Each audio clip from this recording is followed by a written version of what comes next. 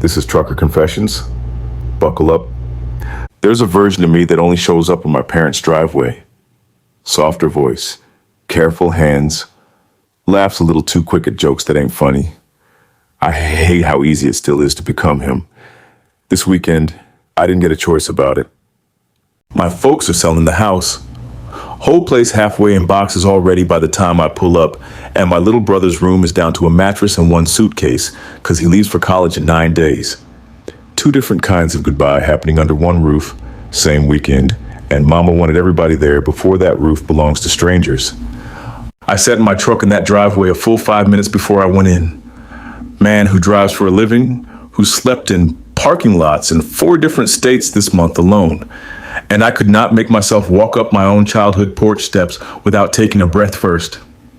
First thing inside the door is the same as it's been since I was a kid.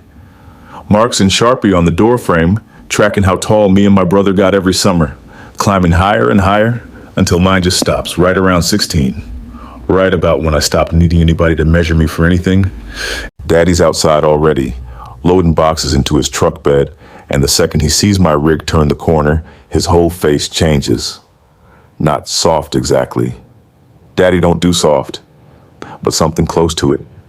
He walks around my truck twice before he even says hello to me proper, running his hand along the trailer, asking about the engine, asking how many miles I got on her now. That's Daddy's love language. Ask about the truck. Never ask about the man driving it. We talked compression ratios and fuel mileage for 20 minutes straight before either one of us said a real word to the other. And you know what? I took it. I always take it. Some men give you love in the only language they got, and you learn to be grateful for whatever dialect that turns out to be. Mama's inside wrapping dishes in newspaper, and she hugs me the way she's hugged me my whole life. Too tight, for too long, like she's checking for something under my shirt that ain't there. Feeds me before she says 2 words. Fixes me a plate I didn't ask for. Way more food than one man needs, and stands there watching me eat it like she's cataloging my whole existence. 1 bite at a time. Then folding a dish towel that doesn't need folding, she says, "You don't have to keep running all over the country, you know.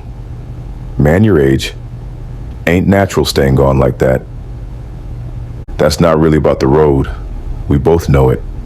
Neither one of us gonna say what it's actually about, so I tell her the money's good and the freedom's better, and she lets it go. Same as she always does. Mama's fear comes out looking like control. Took me a long time to understand it was never about keeping me small.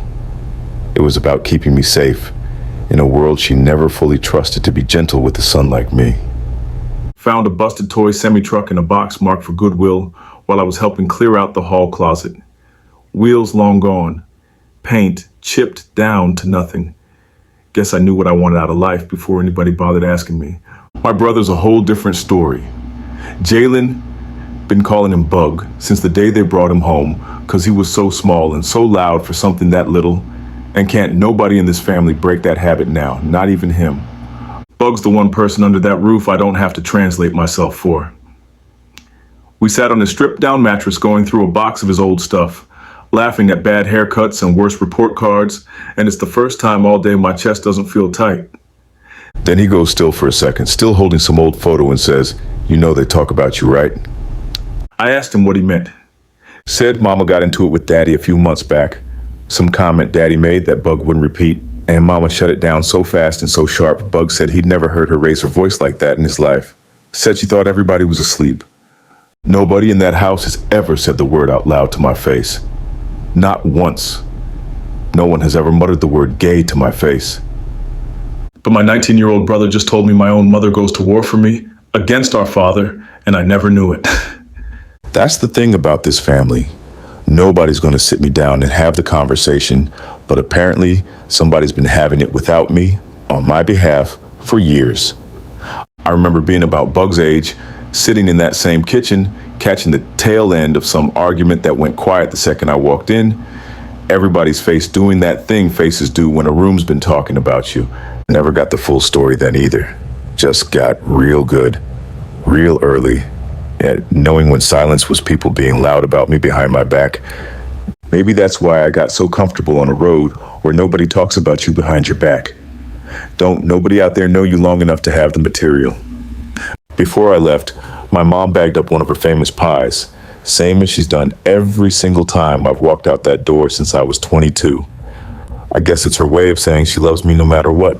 My dad stood in the yard while I climbed up into my truck and said, "Quiet," almost like he didn't want credit for it. "Proud of you, son. Drive safe out there."